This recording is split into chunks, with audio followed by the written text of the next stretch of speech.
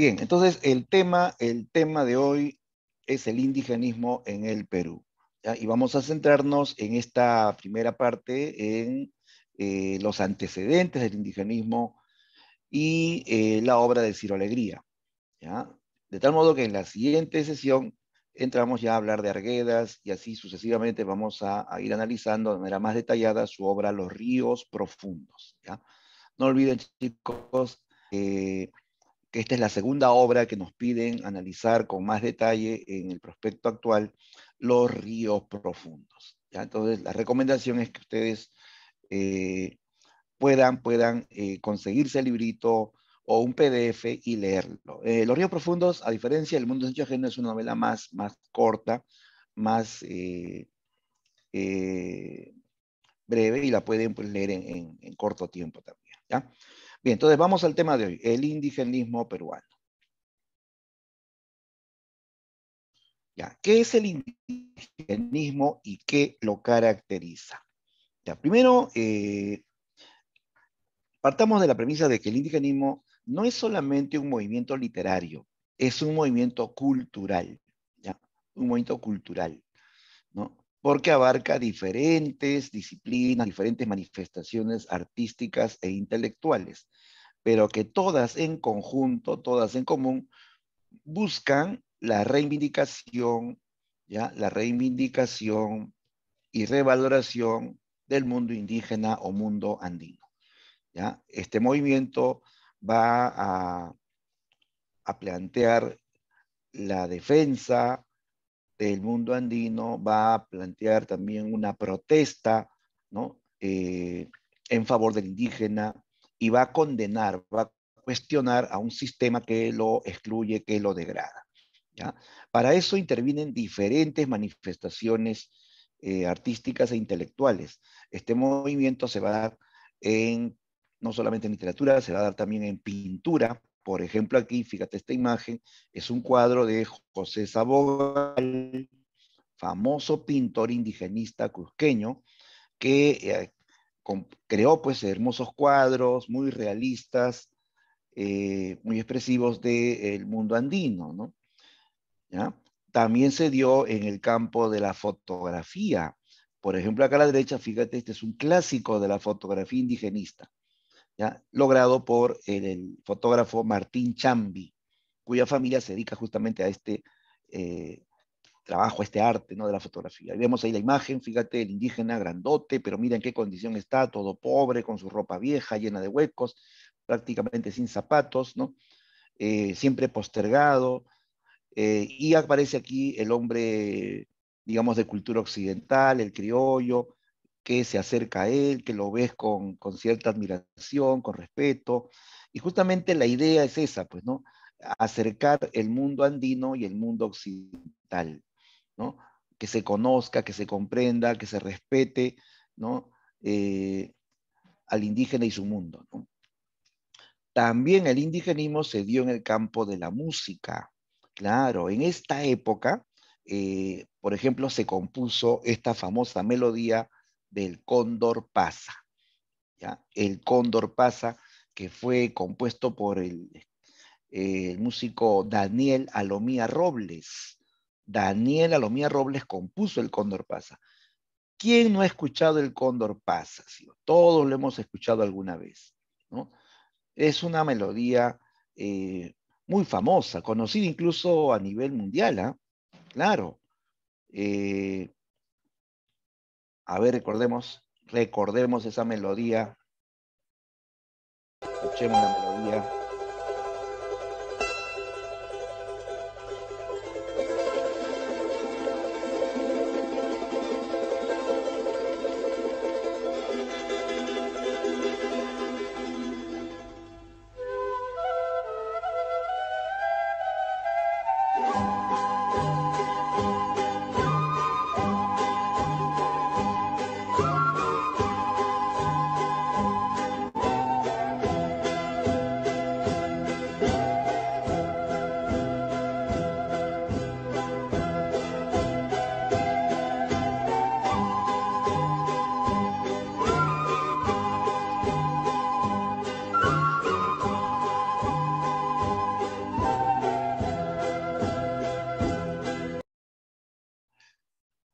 esa es la melodía del Cóndor Pasa, mundialmente famosa, que ha sido llevada a otros ritmos, ¿no? Incluso en marchas militares.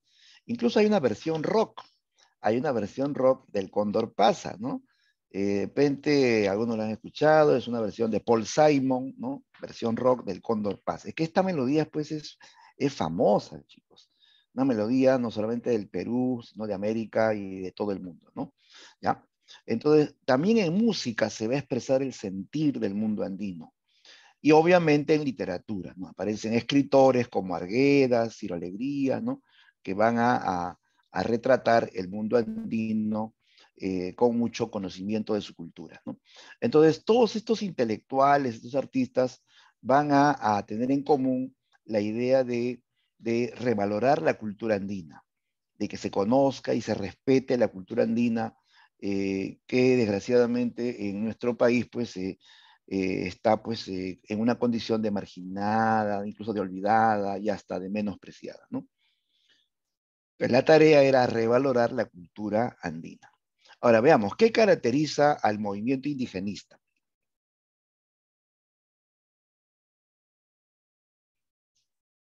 Ajá, bien, Stephanie dice que también lo escuchó.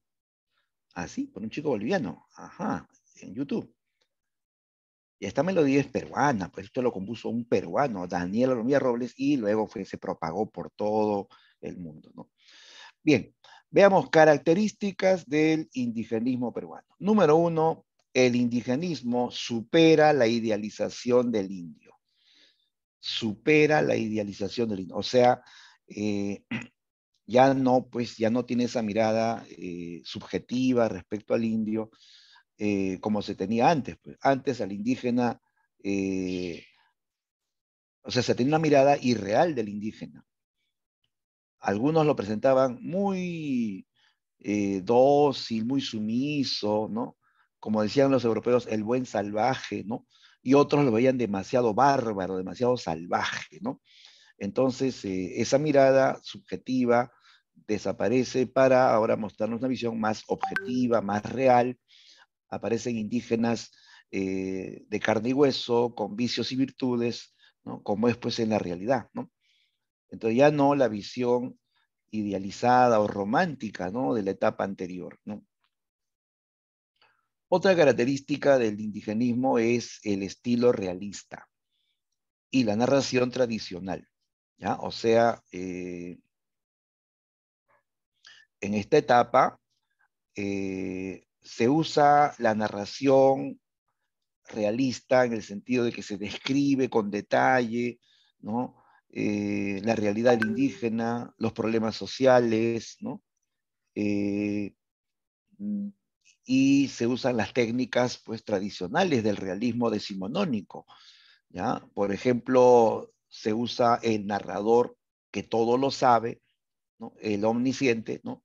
Se usa la narración lineal, o sea, en orden lógico y cronológico, que son propias, pues, esos recursos son propios del realismo, ¿no? ¿Ya? Ya después va a haber una etapa llamada neoindigenismo donde incorporan las técnicas modernas, pero en el indigenismo tradicional se usan las técnicas tradicionales y el estilo realista que siempre pues tiene un enfoque social, ¿no? O sea, describe los problemas sociales del indígena, ¿no? También el indigenismo tiene un carácter ideológico. Ya, los autores de esta etapa eh, se vinculan a ideologías políticas y tienen una función política en su literatura. Denunciar a un sistema que excluye, que degrada al indígena. Ellos quieren dar a conocer esa situación postergada del indígena, ¿no? Y buscan, pues, en cierto modo, proponer soluciones, ¿no? Soluciones. Como vamos a ver con Ciro Alegría, ¿no? Que escribe El mundo de Ancho y Ajeno, una novela que tiene mucha función política y que va a tener un efecto en nuestra sociedad en el tema pues, de la defensa de la comunidad indígena. ¿No? Entonces, los indigenistas quieren que nosotros conozcamos la realidad del indio, quieren que tomemos conciencia del indígena, de su problemática, ¿no? y que se reivindiquen sus derechos ancestrales, pues, ¿no? Otra característica del indigenismo es su mayor cercanía al mundo andino, ¿ya? Mayor cercanía al mundo andino. Claro, los indigenistas son autores que van a ver de cerca la realidad del indígena, son autores que viven en la sierra, son autores que van a conocer indígenas, van a conocer su problemática y van a poder hablar, obviamente, con mayor conocimiento, ¿no? Uno no puede hablar de algo que no conoce, no puede hablar bien o con objetividad de algo que no conoce, ¿no? Por ejemplo, si tú quieres escribir una obra sobre, eh,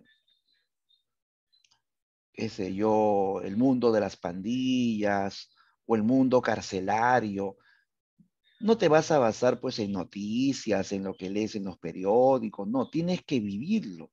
Tendrías que ir a una prisión o tendrías que meterte a una pandilla, ¿no? Para conocer cómo es ese mundo, ¿no? ¿No? Y los indigenistas conocían el mundo indígena de cerca, porque ellos vivieron en la sierra, ellos conocieron indígenas, conocían su cultura, conocían su forma de ver el mundo, sus costumbres, sus creencias, su música, ¿no? ¿Ya? Entre los indigenistas conocen más, ¿no? De este mundo andino, se van a interesar incluso por su cultura y su cosmovisión, ¿ya? Digo esto porque antes del indigenismo han habido autores que defendieron al indígena, pero no se interesaron por su cultura. No conocían más que lo que podían ver desde lejos, ¿no? Otra característica del indigenismo y que lo distingue de los antecedentes es el conocimiento de la intimidad del hombre indígena, ¿ya? Los indigenistas conocen la intimidad del hombre indígena. O sea, ellos, por su cercanía, incluso por la capacidad de comunicarse con ellos, van a poder conocer cómo sienten los indígenas, cómo ven el mundo, cómo piensan los indígenas, cuáles son sus anhelos, ¿no? ¿Ya? Entonces, hay conocimiento de la interioridad del indígena, cosa que no se va a ver en la etapa anterior, ¿no? Bien, entonces el movimiento indigenista es cultural, es ideológico también, y tiene un objetivo, revalorar la cultura andina. O sea, más allá de denunciar los problemas del indio que ya eran muy conocidos, ¿no? Ellos querían además que se descubra su cultura, ¿no? Que se valore su cultura, ¿no? Y se incluya dentro pues, de la nación peruana, ¿no? Bien, el indigenismo va a tener una evolución. Es todo un proceso. Podemos hablar de tres momentos claves. Hay una etapa de antecedentes, ¿ya? Hay un indigenismo ortodoxo o tradicional y finalmente una etapa de neoindigenismo, ¿ya? A ver, los antecedentes se refieren pues a autores y obras que eh, se desarrollaron antes de que se inicie el indigenismo en el siglo XX. Los antecedentes abarcan autores del siglo XIX y de comienzos del siglo XX. ¿Ya? Aquí vamos a incluir dos tendencias. Tenemos por un lado el preindigenismo, ¿ya? Que fue representado por Florinda Mato y González Prada. Y recuerda que estos dos autores pertenecieron al realismo del siglo XIX, ¿sí? Del siglo XIX. Eh, y ambos autores defendieron al indígena, denunciaron la explotación del indígena, ¿no? Clorinda Mato a través de su novela Ave sin nido, González Prada con sus ensayos y discursos, ¿no? Ambos reivindicaron al indígena, pero fueron muy paternalistas, ¿no? Esa fue la limitación de ambos, ¿no? Tuvieron un enfoque muy paternalista. O sea, ellos hablaban del indígena como si fuese un niño, un menor de edad desamparado, al cual había que proteger, había que educar, ¿ya? Ellos dicen que el indígena por sí mismo no puede defenderse y, por lo tanto, el hombre blanco, el criollo, tiene que defender al indígena. ¿Ya? Esa mirada, chicos, es paternalista, pues, ¿no? Es una mirada así con un sabor a pena, ¿no? Sienten pena del indio, pobre indio, sumiso, agacha su cabeza, no se defiende, no sabe leer ni escribir, hay que defenderlo, hay que educarlo, ¿no? O sea, ellos defienden al indio, pero su mirada es muy paternalista, ¿no? Hasta cierto punto es caritativa. El indígena no quiere caridad, el indígena quiere justicia, ¿no? Quiere que se respeten sus derechos, ¿no? Pero esta es una etapa todavía previa pues al indigenismo, es un antecedente, ¿ya? Entonces ellos defienden al indio y por tanto ya son precursores del indigenismo. Lo que se les reclama, lo que se le, de repente, se le vuelve una limitación es su enfoque paternalista. Y esto no permite que ellos conozcan más del indígena, más que su situación de explotados, ¿no? Leonida Mata y González Prada no van a conocer la intimidad del indio, no van a interesarse por su cultura, ¿no? Eh, Solamente van a denunciar su condición de explotados y de muy, muy sumisos ante la explotación, ¿no? Ahora, en esa misma faceta de antecedentes tenemos que citar al indianismo. El indianismo es un enfoque de algunos autores del modernismo peruano, en donde hay una visión, digamos, excluyente o discriminante respecto al indígena. O sea, el indígena como un ser extraño o ajeno a la nación peruana, ¿ya? Este es el enfoque que lo planteó Ventura García Calderón. Ventura García Calderón representa al indianismo donde hay un enfoque exotista, ¿ya? Exotista quiere decir que ve al indígena como un ser extraño, ajeno a nuestra sociedad, ¿ya? El indígena como si no fuese peruano, fíjate, como si fuese un esquimal, ¿no? Un mongol, un extraterrestre, o sea, como ajeno a nuestra sociedad, ¿no? ¿Ya? Ventura García Ladrón escribió sobre el indígena, pero sin tener pues cercanía ni conocimiento directo. Ventura García nunca estuvo en la sierra peruana. Con la justa llegó a Chosica y le dio soroche, fíjate. Pero él escribió sobre indígenas en base a lo que leía, en base a lo que había escuchado, ¿no? Y su mirada del indio pues es excluyente. Al indígena lo presenta bárbaro, salvaje, vengativo, ¿no? Vicioso, ¿no? Entonces no lo incluye en la nación, ¿no? Lo excluye más bien, ¿no? Bien, esos serían dos enfoques completamente opuestos, ¿se dan cuenta? El preindigenismo defiende al indio, el indianismo lo excluye, ¿sí? Ya en el siglo XX, a partir de 1920, ¿no? Hasta 1940, se desarrolla el indigenismo ortodoxo o tradicional, ¿ya? Eh, Va de 1920 a 1940, el indigenismo ortodoxo o tradicional, ¿ya? Aquí se abandona la idealización del indio y el paternalismo, ¿ya? Estos autores son realistas, ya no el indio como un ser sumiso, dócil, que agacha la cabeza, ya no el indio que necesita que lo protejan, que por sí solo no se defiende, no. Aquí aparece el indígena real, de carne y hueso, el indígena que ya no agacha la cabeza, que ya no dice sí patroncito a todo, que ya no deja que le quiten su tierra o ultrajen a su mujer, sino el indígena que va a luchar por sus derechos, el indígena pensante, el indígena incluso revolucionario, ¿ya? Entonces aquí ya hay un enfoque más realista. Aquí se analiza el problema del indígena, ¿no? Y hay un afán, pues, de cuestionar, ¿no? A un sistema que lo está oprimiendo, ¿no? En este caso se cuestiona el gamonalismo, incluso se cuestiona al Estado también por no proteger al indígena del latifundismo que lo destruye, pues, ¿no? En esta línea tenemos a dos autores importantes. El primero sería Enrique López Albújar, que según la mayoría de críticos vendría a ser pues el iniciador del indigenismo, pero el máximo exponente de este indigenismo ortodoxo sería Ciro Alegría Bazán, ¿ya? Ciro Alegría con su novela El mundo es ancho y ajeno.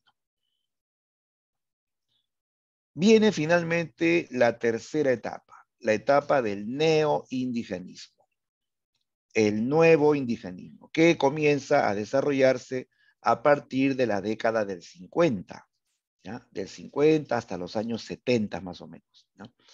¿Qué es el neoindigenismo? Es la tercera fase del tratamiento del mundo andino.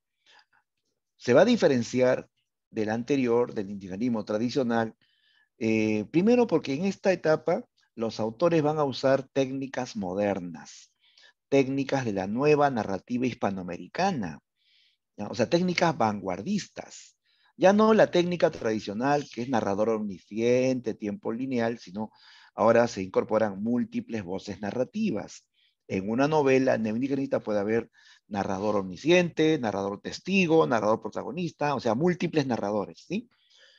Se puede incorporar el flashback, o sea, el salto atrás con vuelta al presente, monólogos interiores, se mezclan los géneros, o sea, es diferente.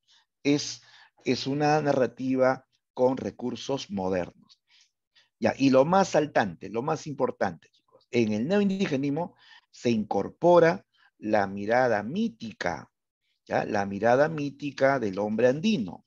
Y a eso le vas a llamar lo real maravilloso, ¿ya? Se incorpora este estilo de lo real maravilloso, que es una técnica, ¿no? Que permite incluir mitos del pueblo andino, del pueblo indígena, en la realidad, ¿ya? O sea, se rescatan las creencias existentes en el mundo andino, ¿ya? Por ejemplo, el animismo. El animismo es la creencia de que todo tiene vida, que los cerros son apus, que tienen vida, que son como dioses tutelares, que cuidan a esos pueblos, a veces los castigan también, de que los ríos tienen vida, que son como la sangre de la tierra, ¿no? Que pueden purificar, ¿no? Que las piedras, que la naturaleza es viviente, pues, ¿no? Ya, eso es el animismo. O también el panteísmo, de que esos seres son divinos. Por eso que hay todo un culto, ¿no? A la naturaleza, culto a la tierra, ¿no? ¿No? Y hasta el día de hoy se ve eso, ¿no? Eso de las fiestas de culto en honor a la tierra, a la Pachamama, ¿no? ¿Sí? Se hacen rituales, se le da de comer, se hace un hueco en la tierra, le ponen comida, bebida, coca, en fin, ¿no? Ofrendas, ¿no? Porque la tierra es divinizada en el mundo andino, ¿no? Entonces, el neoindigenismo rescata esa mirada mítica, ¿no? Del hombre andino, que de repente para ti es fantasioso. Tú no lo crees, pero ellos sí lo creen. Entonces forma parte de su realidad, porque ellos lo aceptan como parte de su mundo, ¿no? Entonces, eso es real, pero para ojos ajenos, para los que no son de esa cultura, resulta increíble, resulta maravilloso, ¿no? Por eso se llama así, lo real maravilloso, ¿no? Bien, en esta tendencia final destacan autores como José María Arguedas, el Taita Arguedas, es el más importante, y junto a él otros grandes autores como Manuel Escorza, que escribió Redoble por Rancas, ¿no? Es una gran novela, un novelón, ¿eh? A mí me encantó esta novela, que está basado en hechos reales, hay historia y a la vez hay también la parte mítica, ¿no? Las creencias del mundo andino, ¿no? Por eso es neoindigenista, ¿no? Y también destaca Eleodoro Vargas Vicuña, también fue un narrador de la generación del 50 que se interesó por el mundo andino, pero con estos recursos modernos, ¿no? De la nueva narrativa, ¿no? Bien, entonces esas son las tres etapas de la evolución del indigenismo, ¿ya? Entonces, previo al indigenismo han habido antecedentes. Y luego viene una derivación que es el neoindigenismo. Bien, visto este proceso, vamos a ahondar un poco más en estos puntos que hemos mencionado, chicos. Ya, a ver, hagamos hincapié en la primera parte, en los antecedentes. Los antecedentes se dan en el siglo XIX y los inicios del siglo XX. En el siglo XIX habíamos citado a dos autores importantes, a Manuel González Prada y a Clorinda Mato. Ambos se ubicaron en la etapa del realismo, ¿sí? El realismo del siglo XIX. ¿Se acuerdan la época, no? La época de la posguerra con Chile, el Perú destruido, mutilado, en crisis, y ellos levantaron su voz de protesta, ¿no? ¿No? Para hablar de los grandes problemas del país. Y uno de los problemas era la situación del indio. Ambos plantearon la defensa del indio, denunciaron su condición oprimida, ¿no? Florinda Mato denunció la explotación del indio en el Cusco, ¿no? Por parte de las autoridades. Igual González Prada denunciaba, ¿no? Que el indio seguía siendo explotado en la República, ¿no? Por las autoridades, ¿no? Entonces, ante esa situación, ambos propusieron una solución moral y educativa. Ambos plantearon un ataque a la corrupción moral de autoridades y plantearon también la idea de educar al indio, ¿no? Que el indio es engañado, explotado porque no sabe leer ni escribir, que cuando el indio sea educado será libre, ¿no? Es el planteamiento de González Prada y Clorinda Mato, ¿no?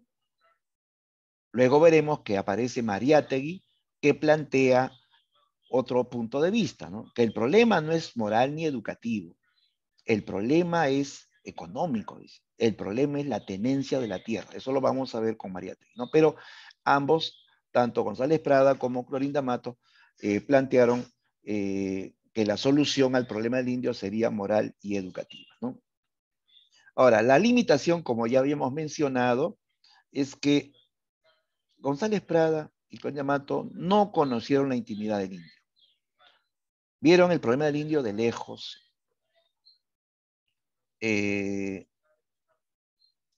González Prada nunca estuvo en la sierra. Clorinda Mato sí, pero desde su posición aristocrática solamente pudo ver pues, la situación del indio y planteó una denuncia ante ellos, ¿no? Y ambos ven al indio como un menor de edad, como un ser desvalido que no puede protegerse a sí mismo, ¿no? Y por tanto requiere la protección del criollo. Eso es lo que se llama enfoque paternalista, ¿ya? Enfoque paternalista. Esa es la limitación. Eso no permite que ellos conozcan más del indígena. Bien, y aquí lo que les decía, otro antecedente importante del indigenismo, ya en los inicios del siglo XX, fue José Carlos Mariátegui, el Amauta. Mariátegui fue el gran teorizador del problema del indio. Mariátegui articula el problema del indio con los conflictos socioeconómicos, ¿ya? El problema para él no es educativo, no es que no sepa leer ni escribir, el problema es socioeconómico. El problema es que al indígena, que es el dueño de la tierra, le quitan la tierra, ¿no? El gamonal, ¿no? Usa la ley y le quita la tierra y lo vuelve un ser explotado, ¿no? ¿Sí? Claro, si analizamos bien, pues chicos, históricamente en el antiguo Perú, primero estuvieron los pueblos indígenas. Ellos eran los dueños. Vienen los españoles y le quitan la tierra, los aniquilan, los destierran, ¿no? Por ejemplo, aquí en Lima existían, ¿no? Existían culturas indígenas. ¿Sí o no? Tú habrás escuchado de la cultura Lima. La cultura Lima. ¿Qué pasó con esa cultura? ¿Dónde están ellos? Ya, pues tú sabes por historia que los españoles eh, se apropiaron de estas tierras, los expulsaron, muchos de ellos fueron liquidados, muchos de ellos fueron desterrados a la sierra, ¿no? ¿No? Entonces, los que eran dueños pasaron a ser, pues, sirvientes, ¿no? Y ese problema va a continuar durante toda la colonia, viene la República y se sigue viendo el problema. Ahora ya no son pues los españoles, no son los gamonales o las autoridades quienes lo van a despojar de sus tierras, ¿no? El indígena ya no es dueño de esa tierra. El indígena trabaja la tierra que no le pertenece, ¿no? ¿No? El indígena vive en condición de pobre, de explotado y no es dueño de nada, ¿no? Y a donde va, encuentra lo mismo. Huye de la hacienda, se va a trabajar en la selva y en la selva también lo explota, ¿no? Viene a la costa, en la costa también lo explota. Entonces, ese es el problema, dice María Trina. El problema es socioeconómico. El problema es la tenencia de la tierra y la explotación que sufre el indígena, ¿no? Ese va a ser un tema que va a tener eco, porque esto lo van a captar muchos escritores posteriores, como Ciro Alegría. Ciro Alegría, en su novela El mundo de Sancho Ajeno, habla de la lucha por la tierra, ¿sí o no? La lucha por la tierra. Eh, en base a lo que planteó, en base a lo que planteó Mariátegui, que el problema es la tierra, ¿no? ¿Sí? El indígena va a luchar por la tierra. Más adelante aparece, ya esto se hace real, históricamente real, en la época de Velasco. Aparece Velasco y plantea la reforma agraria. Le quita la tierra a los gamonales, a los hacendados, y se las devuelve a los campesinos indígenas, ¿no? Entonces, lo que planteó Mariátegui al final se cristaliza con Velasco Alvarado, ¿no? Ya, y sobre esto quería compartirles, chicos, un video corto de una película que se hizo en el Perú y que muchos no la vieron, ¿no? ¿No? Porque bueno, pues no era una película de entretenimiento, sino un documental muy serio sobre el tema de la tierra, ¿no? ¿No? Del latifundismo y la situación del indígena en el Perú. Ya, a ver, lo voy a compartir para que lo aprecien, es brevísimo. Eh,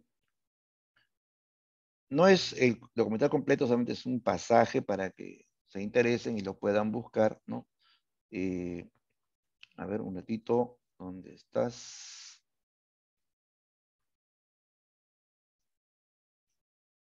Allá, acá está.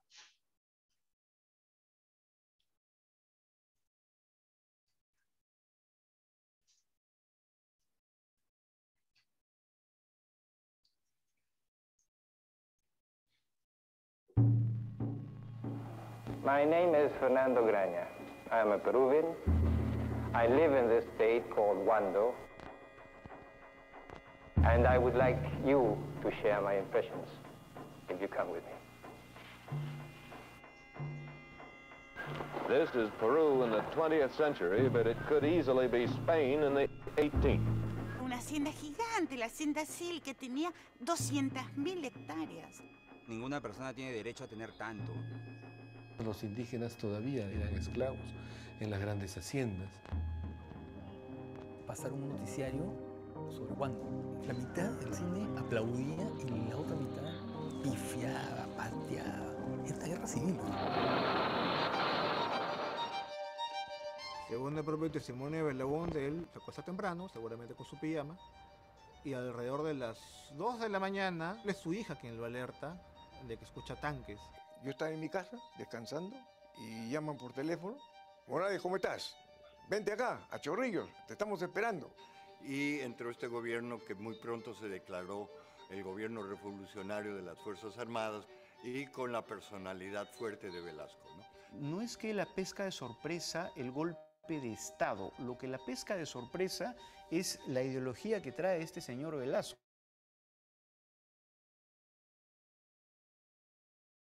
La reforma agraria en el Perú se iba a requerir un baño de sangre. En vez de levantar la mano, metió la mano al bolsillo, era para disparar, y dijo dispara, y de adentro comenzaron a salir tiros. Cuando uno ve Luis Pardo, es el enfrentamiento contra un hacendado abusivo que además es responsable de la muerte de su hermana. Pasaba el patrón y había que bajar la vista, y si no bajaban la vista te... Deslumbrada. No, ya, militante. ¿Tú quieres algo conmigo? ¡Bala, le meto yo a los fighters! ¡Pum, pum! El Perú que existe el día de hoy nace de la reforma agraria de Velasco. Fue un desastre. En lugar de que la gente avanzara, retrocedió. No hace la reforma agraria ganadero luminoso. Ya no hay soldado como antes. Somos independientes ahora. Pasaron muchas cosas y no todo está dicho.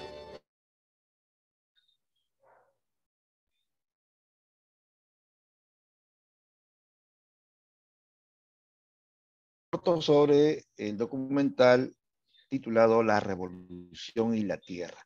Y noten, ahí nos muestra la situación real que se vivía en el Perú en pleno siglo XX, mira. Un hacendado, dueño de una enorme hacienda que tenía, dice, tenía aproximadamente 200.000 hectáreas. 200.000 hectáreas, ¿ah? Su tanto puede tener que pues trabajaban cientos de cenas en condiciones pues de explotación, que como esclavos, ¿no? Saludar inclinando su rodilla, agachando su cabeza, no lo podía mirar al patrón de frente, le caía un chicotazo en la cara si lo hacía, o sea, siempre tenerlo sumiso, ¿no? Siempre sumiso, siempre sometido, ¿no? Y todo eso cambió pues con Velasco, ¿no? Hizo la reforma agraria, le quitó la tierra a los hacendados, se la dio a los campesinos, y sobre esto pues hay todo a favor, otros en contra, ¿no? Ciertamente la reforma porque no hubo el apoyo técnico, no hubo apoyo logístico, no hubo el apoyo del gobierno completo posteriormente, entonces no llegó pues a prosperar, pero la intención fue pues hacerle justicia a los campesinos, ¿no? Devolverle la tierra que ancestralmente les pertenecía a ellos, ¿no? Bien, entonces, Mariátegui habló de eso, el problema de la tierra, autores como Ciro Alegría, ¿no? Bien, sigamos con la teoría, chicos. Entonces, Mariátegui, el problema del indio es socioeconómico, tierra. Ahora, ¿cuáles son las limitaciones de Mariátegui?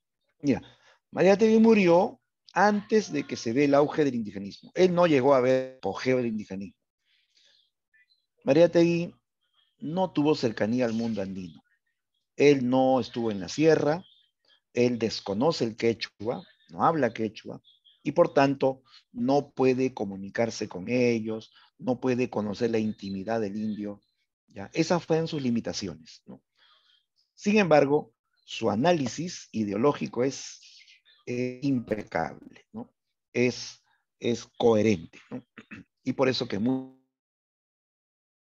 y lo van a plasmar en la literatura y en la política, ¿no? Ya, pero ojo, Mariátegui sigue siendo un antecedente. Él no pertenece al movimiento indigenista propiamente. Es un teorizador del problema del indio en los inicios del siglo XX. Y no te olvides su obra cumbre, 7. Es un libro que tiene varios, ¿no? Habla del problema, de la tierra, habla del problema del indio, el problema de la educación, también de la historia peruana, o sea, tiene muchos temas. Uno de los temas es el problema de la tierra, ¿no?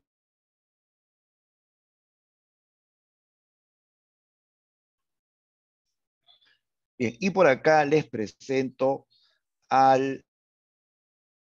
por la mayor parte de la crítica como el del indigenismo en el Perú. ¿De quién estamos hablando? Del señor Enrique López Albújar, ¿ya? Enrique López Albújar, autor del libro Cuentos Andinos, ¿ya? Se dice pues que Cuentos Andinos es el inicio del indigenismo en el Perú, ¿ya? Del indigenismo ortodoxo o tradicional. Este libro se publicó en 1920, ¿ya? Y marca un punto de quiebre respecto a la visión anterior. En este libro no hay una visión paternalista, No hay una visión idealizada o romántica del indio, sino una visión realista. ¿Ya? Nos ofrece una visión realista y objetiva del indio. Aparecen indígenas más reales, de carne y hueso, con sangre, con nervios, con músculos, con vicios y virtudes. O sea, el indio está analizado de manera más completa, aparece como un ser complejo, como es en la vida real, pues, ¿no? ¿Ya? Es realista, ya, es realista. Pero aquí también hay una crítica. Lo que se le critica a Enrique López es que su visión todavía es parcial o sesgada. ¿Por qué? Porque él, si bien es cierto, es realista y supera el paternalismo, supera la visión romántica anterior, siempre se centra en un tema, el tema del delito. El indio vinculado al tema del delito o la transgresión de la ley. Lo que pasa es que Enrique López fue juez que trabajó en provincias, ¿no? Él atendía casos de indígenas que habían cometido delitos, pues, ¿no? Que habían robado, que se habían vengado, habían hecho justicia por sus manos, ¿no? Y casi todos los cuentos de este libro hablan de hechos violentos, indígenas que cometen delitos o van a violar la ley. ¿Ya? Eso hace que todavía la mirada de Enrique López sea parcial, ¿no? Porque no se puede generalizar, pues chicos, que todos los indígenas sean pues así rebeldes contra la ley y cometan algún delito, ¿no? ¿Sí o no? Entonces, esto es lo que se le reclama a Enrique López Albújar. Su visión parcial, ¿no? Este tema recurrente del delito y que no permite pues ver lo demás, ¿no? O sea, ya no hay una visión de lo otro, pues de su cultura, del indígena sabio, del indígena que busca pues el progreso de su comunidad, en fin, ¿no? O sea, esto es una mirada todavía parcial. Eso es lo que se le reclama. Pero por ser realista y superar el enfoque paternalista anterior, la mayor parte de la crítica lo considera iniciador del indigenismo. ¿Ya? Ahora, en este libro hay un cuento muy famoso titulado Ushananhampi. Ushananhampi. Este es el cuento que habla de la justicia violenta en la comunidad indígena. ¿Ya?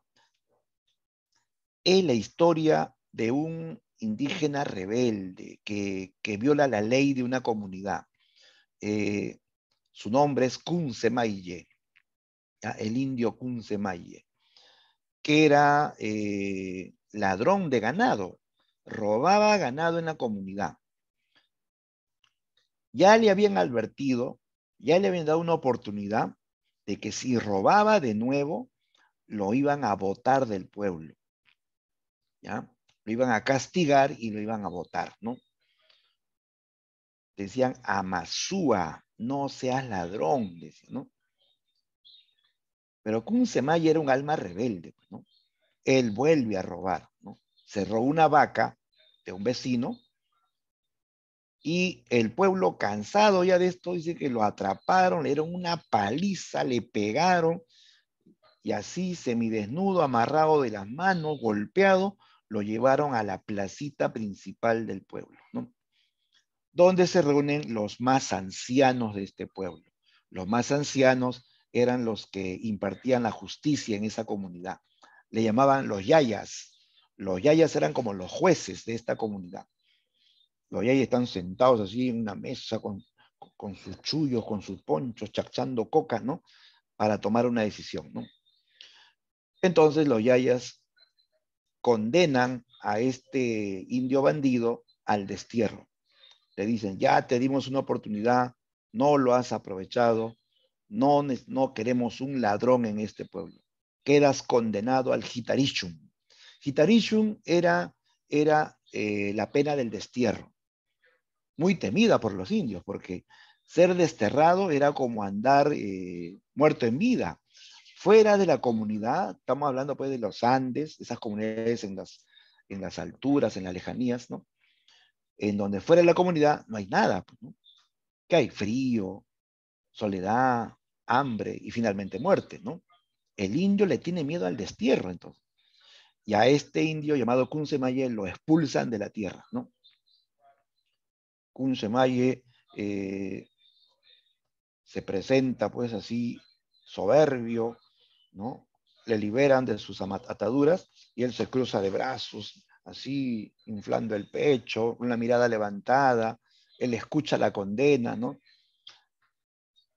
Y él escupe al suelo y dice, Ismaitamikui, o sea, dice, cómanse eso. Así es Kunsemaye, insolente, es rebelde e insolente. Él no quiere entender, ¿no? Kunsemaye amenaza con volver, ¿no? Ya, pues los yayas ordenan que lo voten. Toda la comunidad cumple la orden, lo empujan, así empujándolo, lo van sacando del pueblo, hasta que llegan a la quebrada y un río, que es el límite de la comunidad, y lo votan. Le dicen, nunca regreses. Si regresas, te espera el Ushanan Hampi. ¿Qué era el Ushanan Hampi? Era la pena de muerte, pena máxima, pena de muerte. Y una pena de muerte violenta, una pena de muerte con descuartizamiento. Kunsemaye mira con rencor a los indios de su comunidad y dice que él volverá cuando quiera, ¿no? Y así se va. Los yayas se quedan con esa idea. Ellos dicen, Kunsemaye es un alma rebelde. Estamos seguros que volverá. Tenemos que estar preparados. Pongamos guardianes para que nos avisen. Y así, tal y como ellos sospechaban, Kunsemaye va a regresar. Porque lejos de la comunidad, él sufría mucho.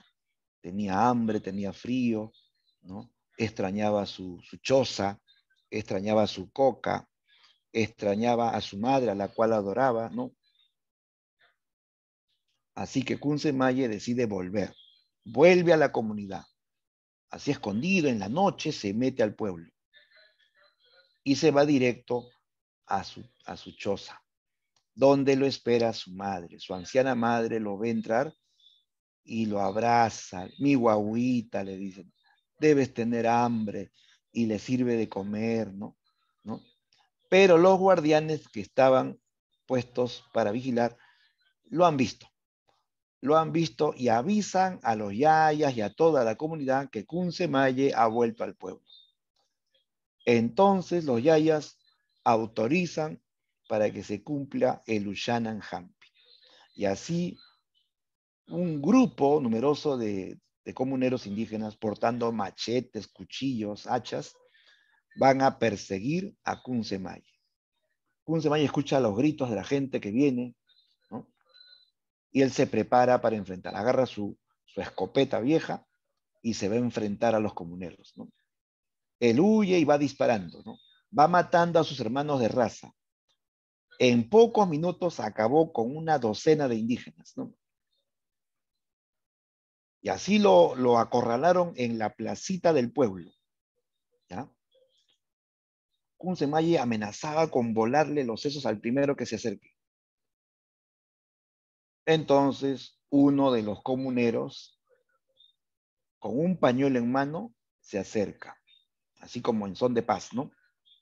Dice, espera, Kunsemaye, no sigas matando a tus hermanos, ¿no? Somos tus paisanos. Escúchame, los yayas quieren hacer un trato contigo, ¿no? Deja tu arma, deja de matar a tus hermanos y te dejaremos ir en paz. Ya no se aplicará el Ushanan Hampi. Te podrás ir, ¿no? Pero deja de disparar. Entrega tu arma, ¿no? Confía en mí. Recuerda que yo soy tu amigo. Hemos crecido juntos. Somos como hermanos. Yo sería incapaz de traicionarte, ¿no? Confía en mí, le dijo, ¿no? Kunsemaye, confía en mí, le dijo. ¿Puedo abrazarte, Kunsemaye? Quiero tener el honor de abrazar al hombre más valiente de este pueblo, ¿no? Y lo convenció. Kunsemaye le creyó ese elogio y le abrió los brazos, y el otro lo abrazó, y cuando ya lo tiene abrazado, dice, ahora sí, vengan todos, Ushanan Hampi. Era una traición. Kunsemaye lo tumbó en el piso, le pateó en la cara, le pisó el cuello, agarró su cuchillo y le cortó la lengua al traidor, ¿no? Mientras él hace eso, le cae una lluvia de piedras, ¿no? Kunsemaye sigue escapando, la comunidad lo persigue, ¿no? Hasta que finalmente lo atrapan. Lo abrieron de par en par de brazos y piernas como a Tupac Amaru, y sobre su cuerpo cayó una lluvia de cuchillos. Un machetazo le abrió el tórax de par en par. Uno le arrancó el corazón a Kunsemaye, ¿no? Los perros entraban entre las piernas de los indios y le arrancaban, ¿no?, trofeos carnosos al pobre indio. Y ahí no termina el castigo, ¿eh? Kunsemaye va a ser arrastrado. Estando muerto, va a ser arrastrado. Con una soga lo ataron del cuello a un caballo y lo arrastraron por todo el pueblo. Todos debían ser testigos de este ajusticiamiento, ¿no? Lo arrastraron tanto que en el camino el cuerpo se iba haciendo pedazos. Se atascaba con piedras filosas, con espinas, con cactus, y los perros se encargaban de esos pedazos. Al final del Ushanan Hampi, del bandido, del indígena bandido, solamente quedó su cabeza y una parte de su columna vertebral. 3 meses después, en la choza del ladrón, se veían unos colgajos amarillos, como guirnaldas de Navidad. Eran los intestinos de Kunsemaye, puestos ahí por orden de los yayas, como señal de que se había aplicado el Ushanan Hampi. Fíjate, ¿cómo es la justicia en esta comunidad indígena? Es una justicia violenta, barbárica, ¿sí o no? Sangrienta, ¿no? Pero esa era su ley. Con esa ley mantenían el orden en la comunidad. Claro, yo pregunto, ¿alguien después de esto se atrevería a volver a robar? ¿Quién se va a atrever a robar con semejante ley drástica, no? Entonces, aquí se habla de la justicia violenta en la comunidad indígena. Pero llama la atención el protagonista. Kunsemaye no es un indio calladito, sumiso, que agacha la cabeza, que se deja humillar, no. Es un indígena muy complejo. Tiene de bueno y de malo. Es bandido, es ladrón, es cierto, soberbio, arrogante, insolente contra las autoridades, pero también tiene su parte humana. Él ama a su madre, ama la tierra, ¿no? Él tiene diferentes facetas de su personalidad, ¿no? Es un personaje complejo, ¿no? Entonces, ya aquí hay una visión más realista. Aparecen indígenas más reales, más complejos, con vicios y con virtudes, ¿no? Por eso se considera a Enrique López Aliaga como un punto de partida del indigenismo. Bien, y luego viene el auge, el apogeo del indigenismo, ya en el siglo XX, a partir de la década del 20, de entre 1920 y 1940, se da el auge del indigenismo. No solamente en la literatura, sino en la música, en la pintura, en la escultura, en la fotografía, ¿no? Ya aquí aparecen masivamente muchos artistas del indigenismo. En literatura destacan 2 grandes autores, ¿no? Ahí están Ciro Alegría, Bazán, y José María Arguedas. Alegría nace en Huamachuco, en la Sierra Norte del Perú. Por eso él representa al indigenismo de la zona norandina, ¿ya? De la zona norandina. Sus obras mayormente se ambientan en el departamento de La Libertad, ¿ya? En la Sierra de la Libertad, ¿ya? Arguedas nació en Andahuaylas. ¿Dónde queda Andahuaylas? Andahuaylas está en el departamento de Apurímac, ¿correcto? Apurímac, o sea, la Sierra Sur del Perú. Por eso que él habla de la zona sur andina. Arguedas en sus novelas te habla de Apurímac, de Ayacucho, del Cusco, la Sierra Sur del Perú, ¿ya? Y hay una diferencia, pues, entre la Sierra Norte y la Sierra Sur. En la Sierra Norte, la población campesina habla castellano. Claro, es un castellano popular, digamos, un castellano de la región.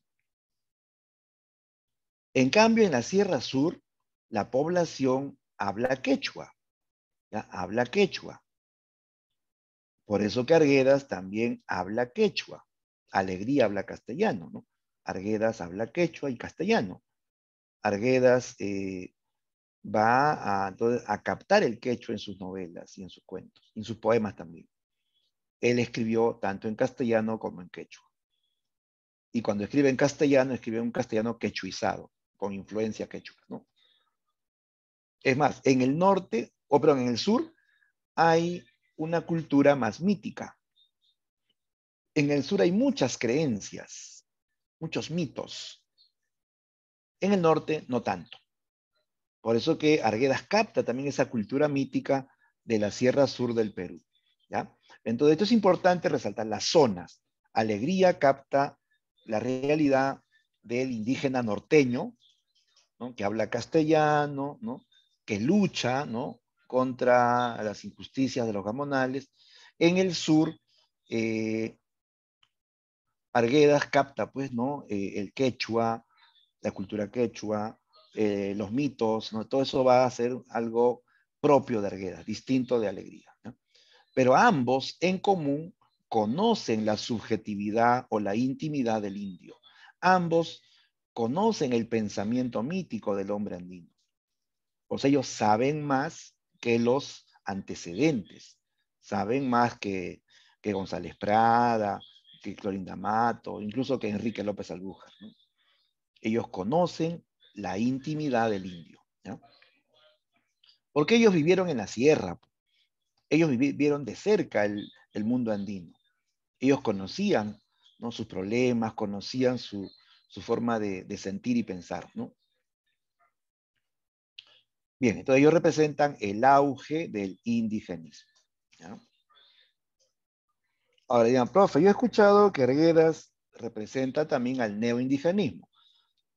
Es cierto, Arguedas tuvo dos etapas. Él comienza como un indigenista tradicional, ortodoxo, igual que Alegría, y luego ya en sus últimas obras pasa a la etapa neoindigenista, evoluciona, ¿no? Pasa al neoindigenismo, donde ya se aplica esto de lo real maravilloso, ¿no?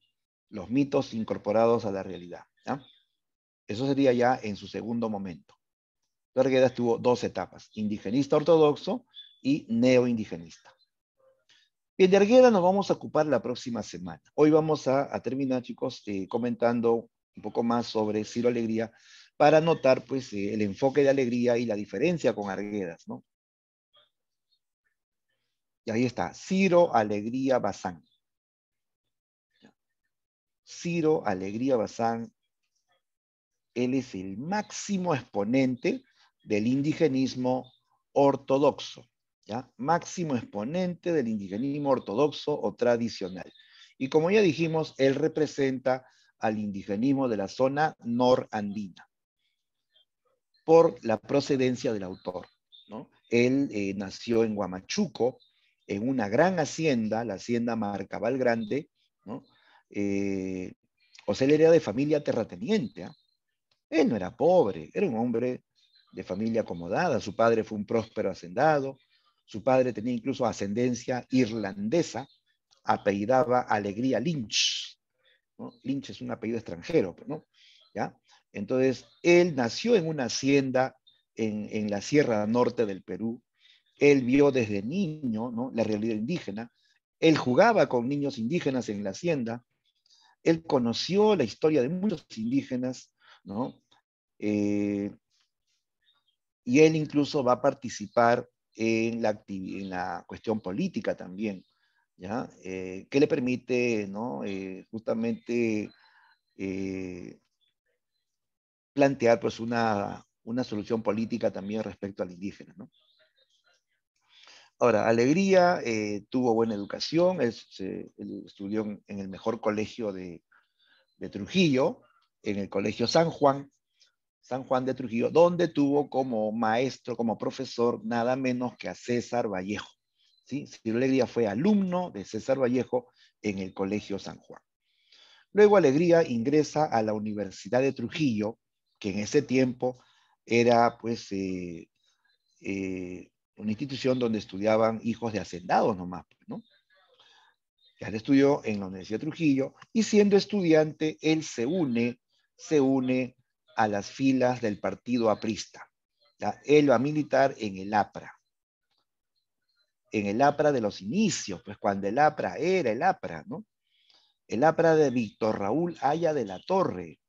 No ese APRA que luego se deformó y se convirtió en una cueva de ladrones, de corruptos, ¿no?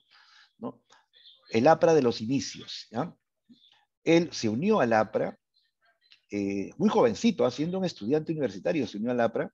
Él participa en la Revolución Aprista del Norte, una revolución contra el gobierno de Leguía y que fue violentamente aplastada por las fuerzas del orden, ¿no? Alegría y otros dirigentes fueron detenidos y traídos presos a la capital. ¿Ya? Él sufrió prisión por ser aprista, ¿ya? Y también sufrió destierro, ¿ya? Lo expulsan por su militancia aprista. Él va a ser desterrado a Chile, ¿ya? Él vivirá exiliado muchos años del Perú. Sobre todo, él va a vivir mucho tiempo en Chile. Y a pesar que estaba desterrado, lejos de la patria, de la familia, con un futuro incierto, él logró la fama. En Chile se hizo famoso, porque allá en Chile va a publicar sus mejores novelas, ¿ya?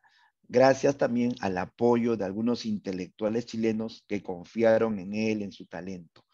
Por ejemplo, ¿sabes quién apoyó a Ciro Alegría? Una poeta chilena que tiempo después ganó el Premio Nobel de Literatura.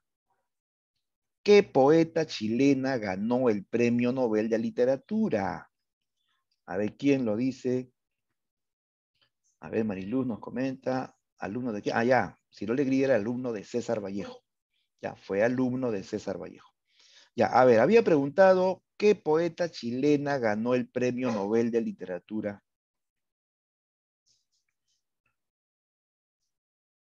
Una poeta y profesora, defensora de los derechos de la mujer, y ganó el Premio Nobel en el año 1945, ¿no?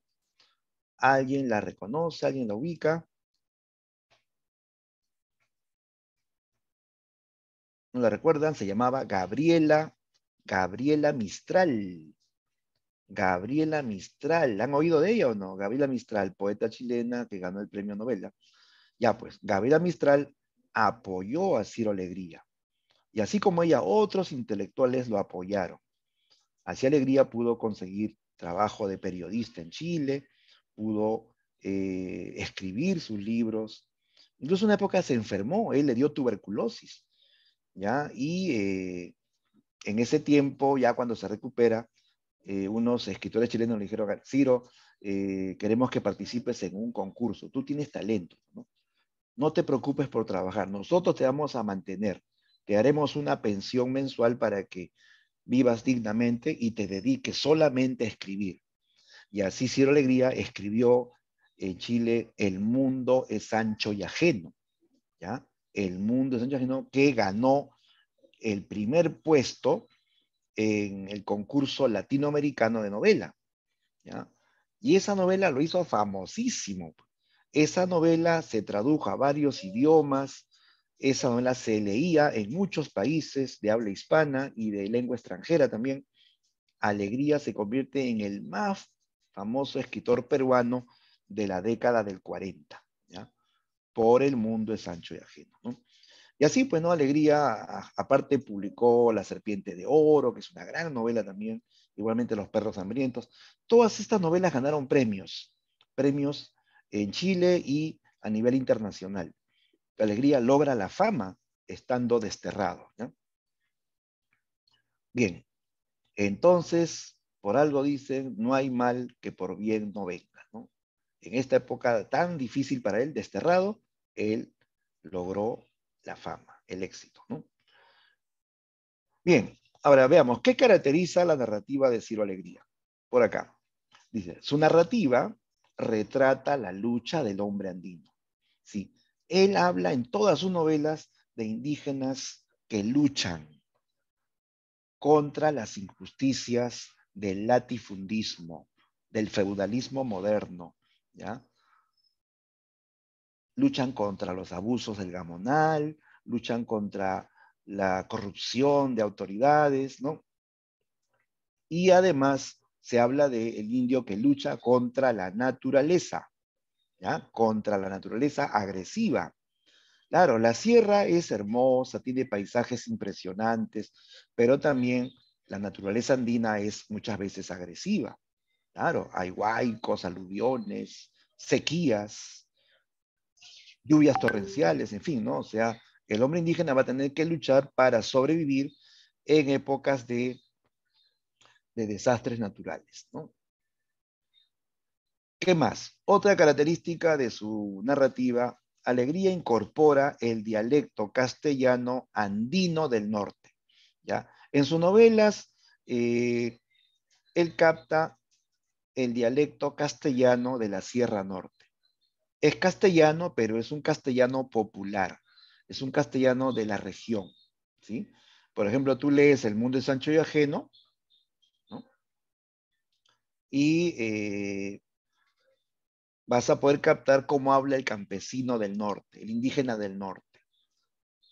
Dice, Aura, vamos a la chacra para sembrar el maicito. Ese castellano es popular. Dice, Aura, vamos para la chacra, ¿no? En vez de decir, ahora vamos para la chacra, dice, Aura, vamos para la chacra, ¿no? Entonces es el castellano popular del norte, ¿no? Alegría capta ese lenguaje. No vayas a pensar que todo el libro está escrito así, no, no. El narrador habla culto, y cuando le cede la palabra a los personajes hablan el castellano popular, ¿ya? Hay dos tipos entonces de nivel, el nivel culto del narrador y el nivel popular de los personajes campesinos, ¿no? ¿Qué más? Alegría, dice, sienta las bases de la transculturación narrativa.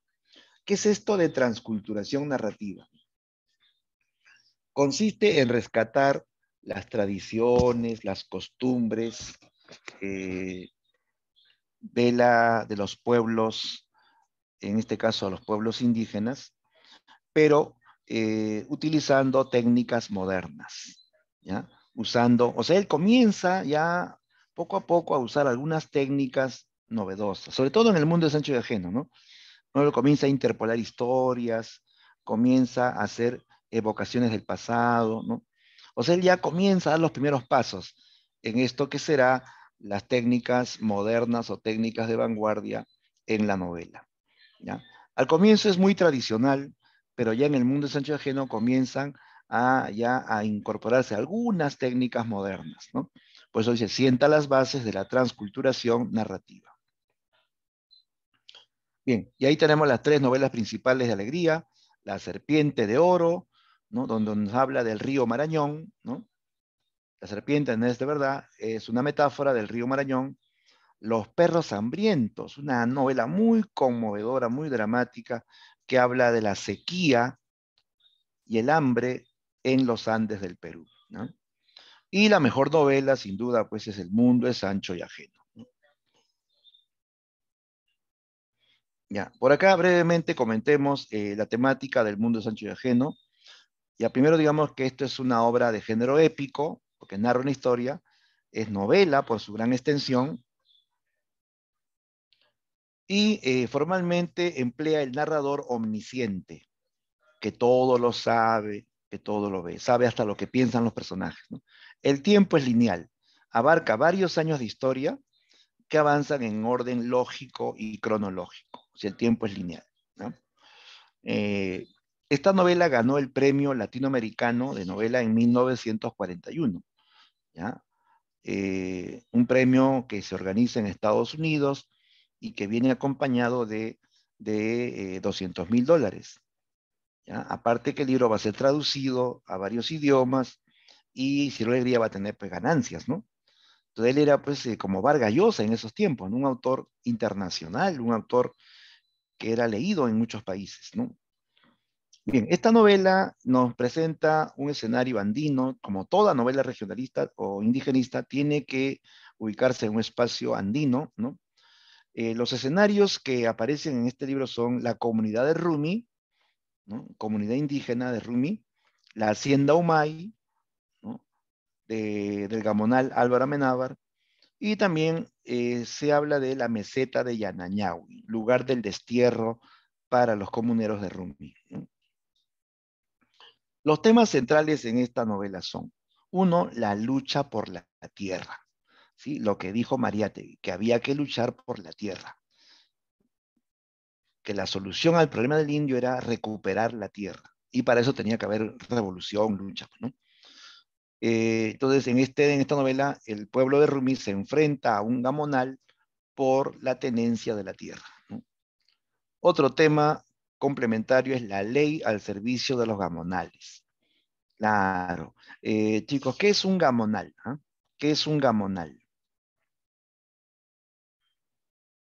A ver, ¿quién nos dice qué es un gamonal?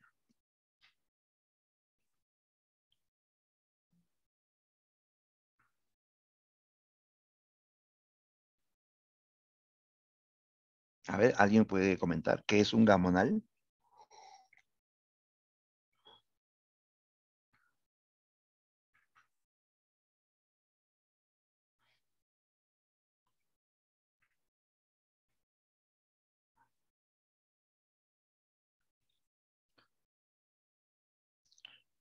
Más o menos compáralo con un señor feudal, ¿no? Más o menos como un feudal, ¿no? Pero moderno, ¿no? Claro, un gamonal es el dueño de una gran hacienda, no de una pequeña hacienda, sino de una gran hacienda, así como la hacienda Wando, ¿no? Que vimos en el documental, que tenía 200.000 hectáreas, ¿no? Más o menos así, ¿no? O sea, una hacienda que es como del tamaño de un pueblo entero, ¿no? Un gamonal es un hacendado muy rico, muy poderoso y sobre todo muy influyente. El gamonal no solamente tiene muchas tierras, mucho ganado, muchas servidumbres, sino el gamonal tiene poder, tiene influencias en el ámbito político. El gamonal tiene alianzas con el juez, con el gobernador, ¿no? Con el prefecto. De tal manera puede poner la ley a su servicio, ¿ya? El gamonal tiene tanto poder y tanta fortuna que puede comprar la ley y ponerla a su servicio para ganar juicios, para quitarle tierras a los indígenas, ¿no? Ese es otro tema que se desarrolla en esta novela, la ley al servicio de los gamonales. Otro tema también muy importante es la comunidad como espacio de armonía. Sí, mira, el autor valora la comunidad indígena, presenta a la comunidad como un espacio de armonía y de solidaridad. Aquí nos habla de una comunidad indígena que tiene sus problemas como toda comunidad, pero es una comunidad donde la gente se ayuda, donde la gente trabaja en conjunto, prima el colectivismo. Eso viene desde la época de los incas, el colectivo, el trabajo comunitario, ¿no? ¿Ya? Prima la solidaridad. En Rumi todos se ayudan, todos trabajan para el beneficio de la comunidad, ¿ya? Ellos son como una gran familia. Ellos trabajan la tierra contentos, la tierra les pertenece, la tierra les da todo, les da de comer, les da las plantas medicinales, les da el espacio para vivir, ¿no? Los protege porque dicen que es una especie de diosa, ¿no? La tierra es todo para ellos, ¿no? El indio vive tranquilo, vive feliz, todos se ayudan. Cuando alguien se casa, todos le construyen su casa. Imagínate, ¿no? Te casas y todo tu vecino te hace en tu casa, te construyen tu casa. Eso era solidaridad, pues total, ¿no? Ayuda total, ¿no? Entonces, el indio vivía feliz en la comunidad. Había sí tiempos así de sequía, tiempos malos, pero en general el indio vivía pues tranquilo en la comunidad, ¿no? El problema comienza cuando aparece el gamonal, que es muy poderoso, que pone la ley a su servicio y le quita las tierras haciendo juicios, pues, ¿no? Ahí el indio se vuelve pobre, el indio va a ser explotado, prácticamente un esclavo en la hacienda del Gamonal, ¿ya? Entonces la comunidad, que era de los indígenas, pasa a ser parte de la hacienda. Ya no hay comunidad, es parte de la hacienda y ahí el indio pasa a ser pues un esclavo, ¿no? Bien, los personajes de esta novela son Rosendo Maki, el protagonista de esta novela al comienzo es Rosendo Maki, que es un alcalde probo, o sea, un alcalde honesto y muy sabio, un hombre que tiene sabiduría popular, ¿no? Una sabiduría ancestral, ¿no? Él no sabe leer ni escribir, pero es un hombre muy sabio. No sabe leer ni escribir, pero sabe gobernar. Él dice que la justicia, o perdón, la felicidad humana radica en la justicia para todos, no para unos cuantos, sino para todos. Rosendo Maki gobierna para el pueblo, chicos. No gobierna para su propio beneficio, como hacen otras autoridades, ¿no? Él busca el progreso de la comunidad. Por ejemplo, en su comunidad, aparte de que trabajan juntos y él trabaja codo a codo con todos, ¿no? Él plantea la construcción de una escuelita. En Rumi nadie sabe leer ni escribir, todos son analfabetos, ¿eh? Pero Rosendo Maki sabe que la educación es importante y quiere que los niños de Rumi aprendan a leer y escribir y tengan más conocimientos, ¿no? Entonces plantearon este anhelo. Entre todos construyeron un local para la escuelita de este pueblo. Luego Rosendo tramita, ¿no? Para que esta escuelita pueda funcionar. Él viaja a diferentes provincias, sobre todo a la capital de la provincia, para solicitar al gobierno que le proporcionen profesores, que le manden materiales, ¿no? Lápices, cuadernos, libros, ¿no? Pero cada vez que él va, siempre le ponen una traba. Le dicen, alcalde Rosendo Maki, no hay profesores, ¿no? No tenemos profesores.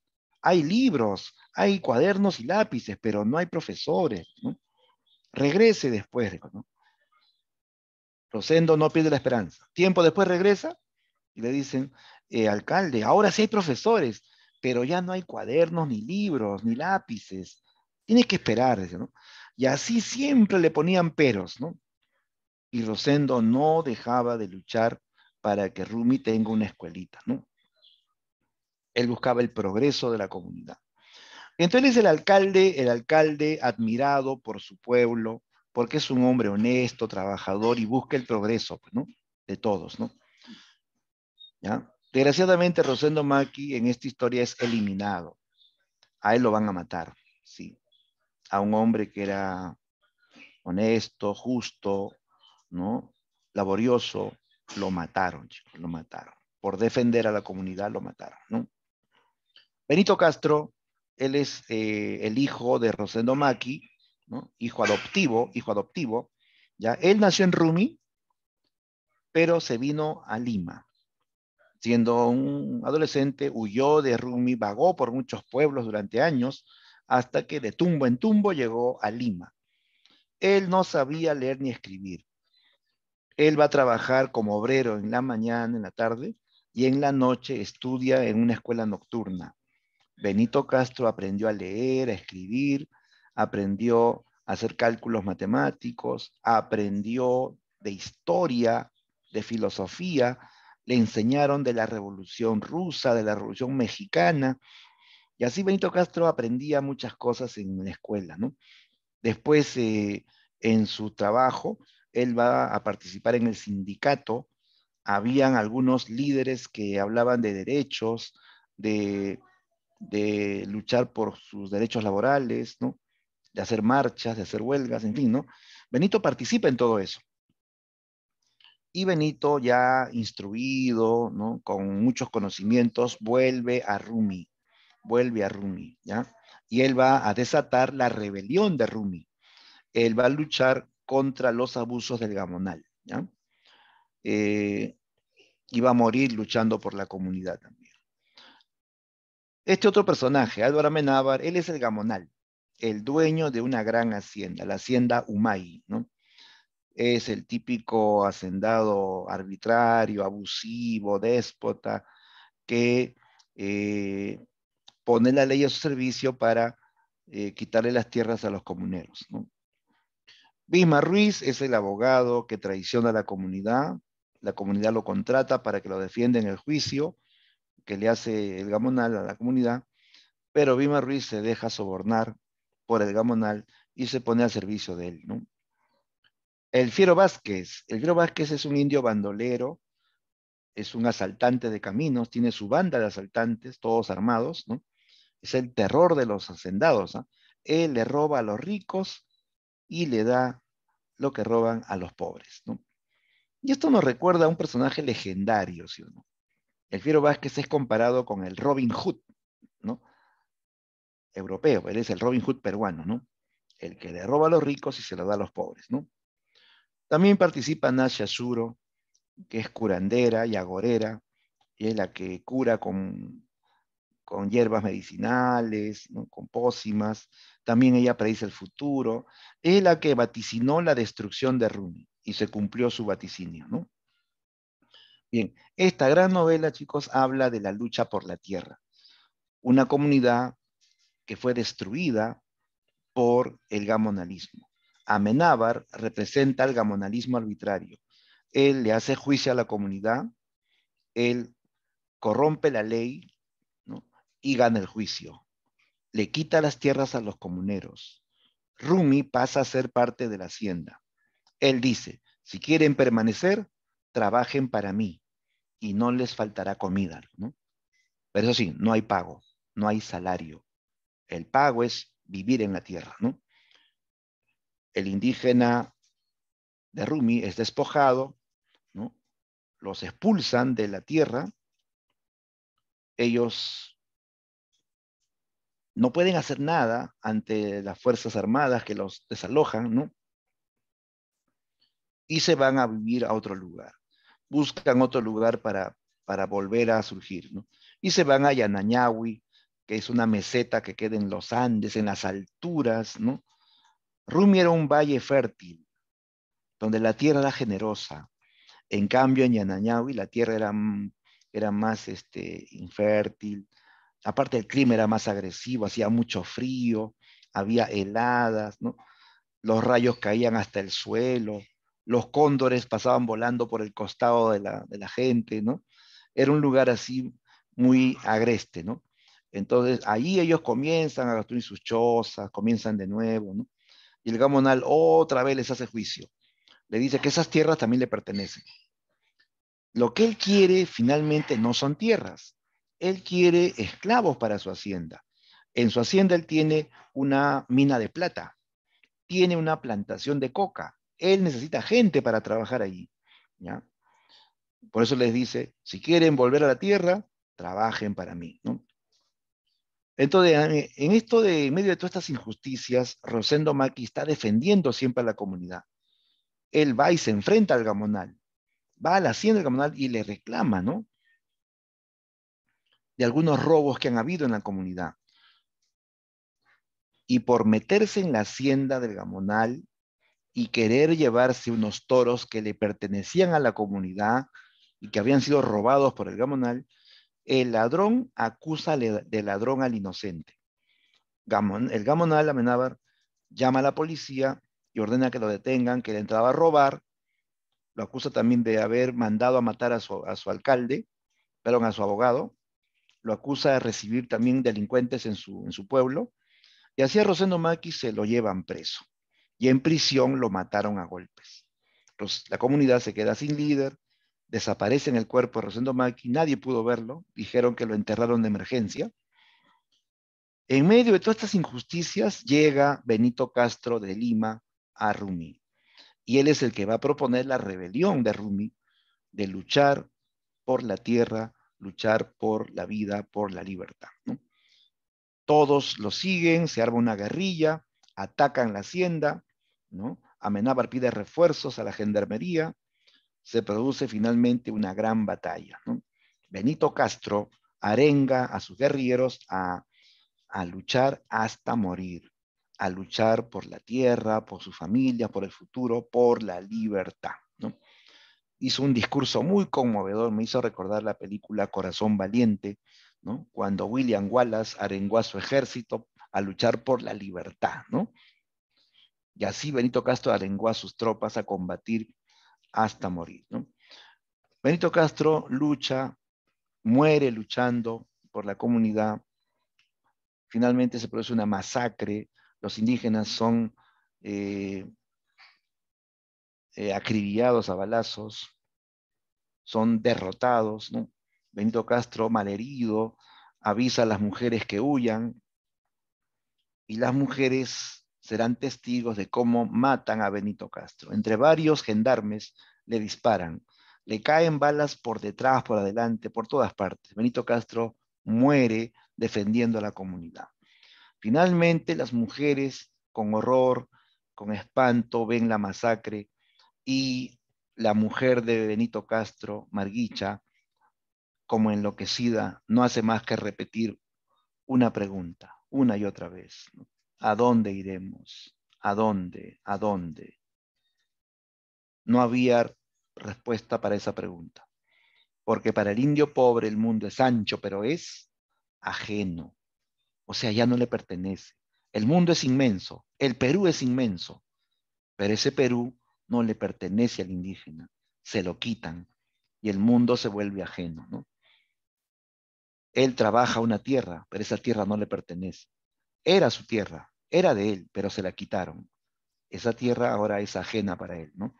Entonces el título es preciso. Para el indio pobre el mundo es ancho, pero es ajeno. Ya no le pertenece, se lo han quitado, ¿no? Bien, esa es la trama de esta gran novela, una obra de tono épico, porque se narra la lucha épica del pueblo indígena contra las injusticias del gamonalismo. Listo. Bien, ahora sí, vamos a enfrentarnos, chicos, a la práctica. ¿Ya? A ver todos, si no lo han descargado, descarguen su material del intranet. ¿Ya? Vamos a resolverlo, ¿ya?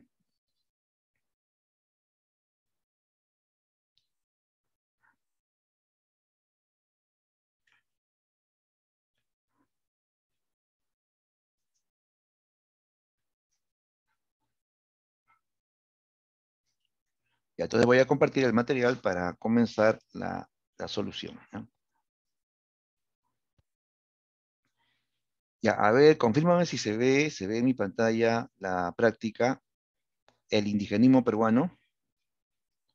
¿Se ve? ¿Se ve? Ya, muy bien, gracias, Eri, muy bien. Vamos a resolverlo juntos, ¿ah? A ver, chicos, participamos en la solución, ¿eh? Ya, a ver, primera pregunta. Dice, el indigenismo ortodoxo peruano rechazó tajantemente, a ver, ¿qué rechazó? ¿La reivindicación social del indio? No, ¿verdad? Al contrario, ellos defienden al indio, no rechazan la defensa. ¿La identificación con la cultura andina? ¿Rechazaron eso? No, al contrario, ellos se identifican con la cultura andina, no lo rechazan. ¿La descripción de escenarios andinos? ¿Rechazan esto? No. ¿Rechazaron el enfoque paternalista? Claro, eso sí, porque esto del enfoque paternalista fue de autores del siglo XIX, ¿no? Que plantearon defender al indio porque era pues un ser desvalido, que solo no se defiende.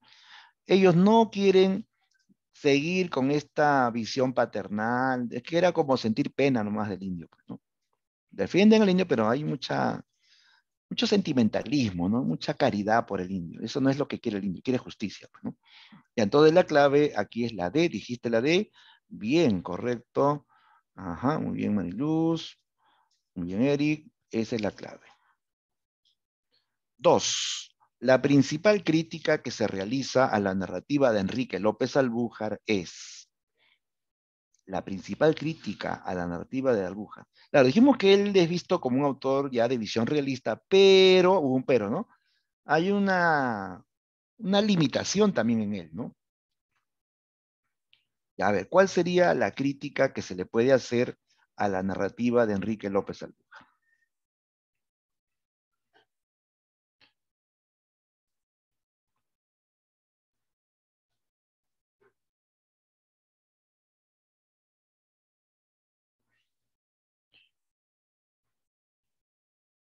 Ya ve, ya tenemos algunas claves. A ver qué dice nada más. A ver, Ángelo Rivera, ¿estás atento? Ángelo, ¿cuál es tu clave?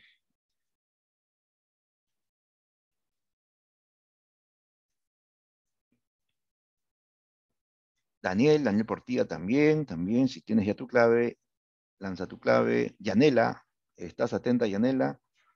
Tu clave, ¿no?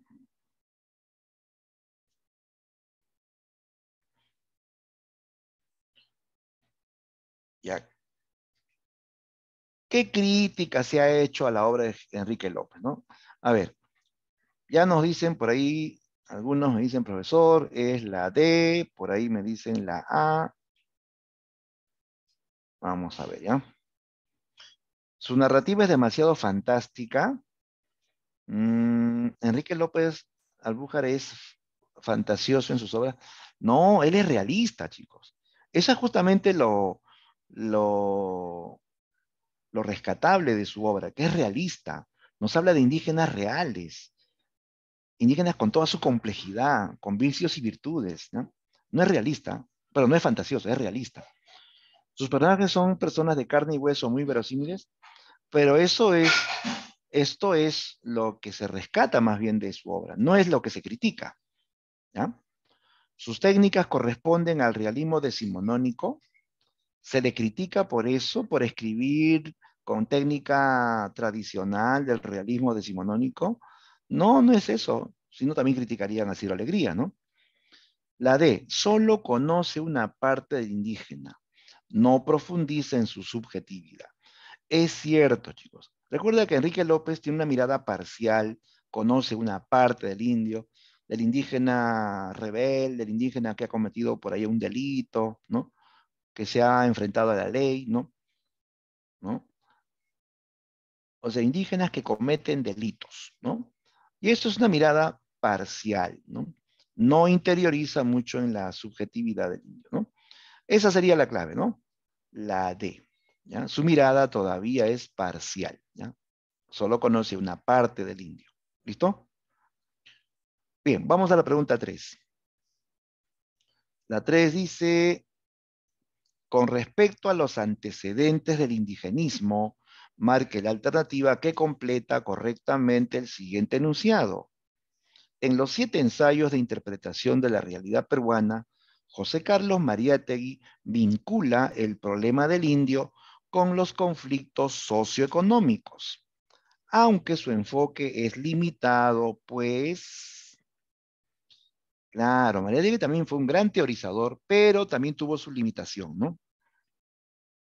¿Cuál es la limitación de Mariátegui, ¿no? Acerca del indígena, ¿no?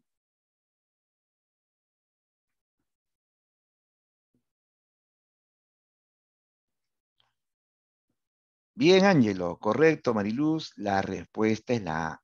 Mariátegui teorizó muy bien, su análisis es impecable, pero él nunca estuvo en la sierra, no conocía al indio por dentro, no hablaba quechua, entonces, por lo tanto, si no hablaba quechua, nunca estuvo en la sierra, no podía conocer la subjetividad o la intimidad del indio, que sí lo van a conocer autores como Ciro Alegría y Arguedas, ¿no? Mariátegui todavía es un antecedente, entonces su mirada todavía sigue siendo entonces parcial o limitada, ¿no? Siguiente pregunta, 4. Este es un fragmento de El mundo es ancho y ajeno, perdón, de Avecinido, ¿no? De Clorinda Mato. Veamos, dice, hoy mismo hablaré con el gobernador y con el cura, y tal vez mañana quedarás contenta, prometió la esposa de don Fernando. Y agregó como despidiendo a Marcela, anda ahora a cuidar de tus hijas, y cuando vuelva Juan, tranquilízalo. Cuéntale que has hablado conmigo, y dile que venga a verme. La India, por su parte, suspiraba satisfecha por primera vez en su vida. Es tan solemne la situación del que en la suprema desgracia encuentra una mano generosa que le preste apoyo, que el corazón no sabe si bañar de lágrimas o cubrir de besos la mano cariñosa que le alargan, o solo prorrumpir en gritos de bendición. Ya, este fragmento es de Ave sin Nido. Dice, en esta novela es perceptible el desarrollo de un enfoque, lo cual constituye una limitación porque, claro, aquí vemos a la muchacha indígena Marcela, que le pide ayuda a doña Lucía Marín, a los esposos Marín, ¿no?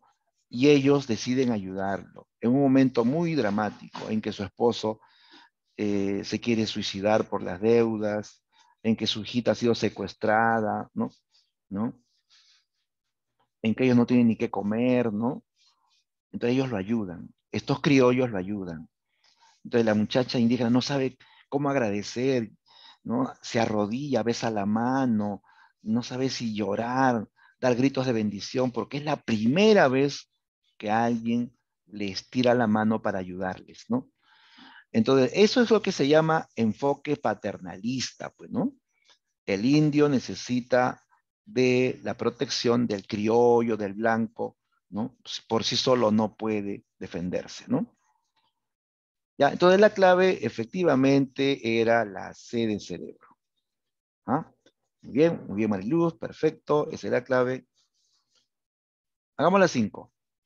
Con respecto a la verdad o falsedad de los siguientes enunciados sobre las zonas del indigenismo, marque la secuencia correcta. A ver, lo correcto, ¿eh? La secuencia correcta, dice. La literatura indigenista se manifiesta en el norte, sur y este del Ande. Norte, sur, correcto, pero no hay indigenismo del este, ¿eh? No hay indigenismo del oriente o del este. Ese es falso. Es norte, sur y centro. Centro sí, con Manuel Escorza se habla de indigenismo en el centro, en la Sierra Central. 2. Redoble por Rancas es una novela representativa de la zona costeña. Redoble por Rancas es novela de Manuel Escorza. ¿Ya? Manuel Escorza. Y Escorza habla de la Sierra Central. Esta novela se ambienta en Cerro de Pasco, Sierra Central. ¿Ya? Esto sería entonces falso también. 3. La zona norte tiene como representante al autor de Los perros hambrientos. Eso es correcto. Los perros hambrientos lo escribió Ciro Alegría. Y Ciro Alegría representa al indigenismo de la zona norte. Correcto. 4. Las novelas y cuentos de Arguedas describen la zona sur andina. O sea, la Sierra del Sur. Correcto, ¿no? Sierra Sur o Sur andina, ¿no? Bien, la secuencia sería falso, falso, verdadero, verdadero, ¿no? Ahí está, la clave era la B.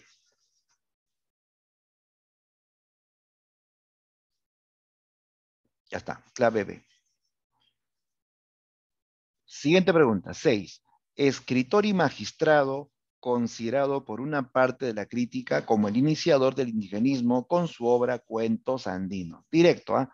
Clave, clave, al toque, chicos. Así es, Eric. Muy bien, Stephanie. Correcto, Mari. La clave es la C. Enrique López Albújar. De paso, Albújar tiene otra gran novela muy famosa, de repente la has escuchado, la obra Matalaché. Enrique López Albújar tenía ascendencia negra, por eso que se interesó también por la cultura negra. Matalaché es una novela que habla de un esclavo negro que tuvo un romance con la hija de su patrón, de un hacendado, ¿no? Y lo mataron al pobre, ¿no? Lo volvieron jabón. En esa hacienda hacían jabón, y a él lo echaron a una tina inmensa de jabón hirviente. Lo hicieron jabón al pobre esclavo, ¿no? Por haber puesto sus manos en la hija del patrón, ¿no? Es que ella se enamoró de él. No es que él la sedujo, no es que él abusó de ella, no, ella se enamora de él. Sí, es que este esclavo no era pues común y corriente, era un mulato de rasgos finos, de porte atlético, que montaba a caballo, tocaba la guitarra. Era el único esclavo que sabía leer y escribir. O sea, era distinto a todos los esclavos, ¿no? Ah, pues ella, la hija del patrón, se enamoró de él. Pero un amor prohibido, pues, ¿no? Un amor donde se trunca todo por el racismo, ¿no? Ya listo. Entonces López Albújar escribió Matalaché, ¿ya? Aparte de Cuentos Andinos. Bien, hagamos la 7. autores indigenistas peruanos que ambientan sus narraciones en escenarios de la Sierra Norte y la Sierra Sur respectivamente. Ya esto ya lo sabemos, pues chicos. En el norte, Alegría, y en el sur, Arguedas, ¿sí? Claro, obvio, la clave sería la D, ¿no? Y está, clave D. Dedo. 8. No es característica del indigenismo. ¿Cuál no es?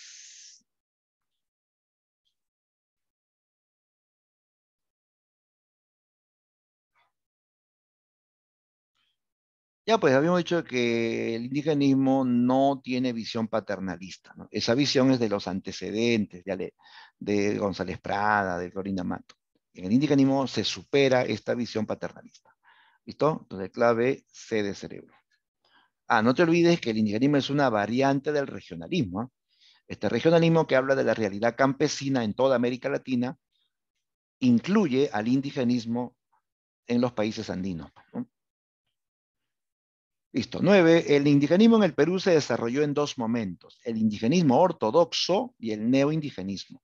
Ambos se vinculan porque pretendieron, sin embargo, a diferencia de la etapa anterior, el neoindigenismo incluyó, ya pues chicos, aquí la gran diferencia es que los neoindigenistas incluyen los mitos del mundo andino como parte de la realidad. Y eso se llama lo real maravilloso, ¿ya? Lo real maravilloso. Lo común de ambos es que buscan defender al indígena, su cultura. La diferencia es que en el neoindigenismo se usa el realismo mágico o real maravilloso, ¿ya? Ya, entonces la clave sería solamente la A, ¿ya? Letra A. Y ahí la última, 10. En los momentos previos a la configuración del indigenismo en el Perú, escritores como Clorinda Mato y González Prada muestran un interés por denunciar los abusos que sufren los grupos indígenas. Sin embargo, porque asumen la educación del indio como requisito para su reivindicación. O sea, hay que educar al indio, hay que educarlo, hay que protegerlo, ¿no? Ya pues chicos, eso ya es conocido, ¿no? Esa es la actitud o el enfoque paternalista. Ajá, muy bien, claro. Bien chicos, dijeron la A, perfecto. Listo. Bien amigos, con esto ya estamos concluyendo. No sé si hay alguna consulta, alguna inquietud. ¿Ya? La próxima semana vamos a hablar de Arguedas. ¿Ya? Vengan leyendo algo de él, chicos. De la primera parte, primero hablaremos de él, de su literatura, su vida, del argumento de Ríos Profundos, y luego pasaremos a hacer un análisis más profundo de los ríos profundos sobre sus personajes, sus recursos narrativos, etc. ¿Ya? Listo. Bien chicos, entonces sería todo por hoy y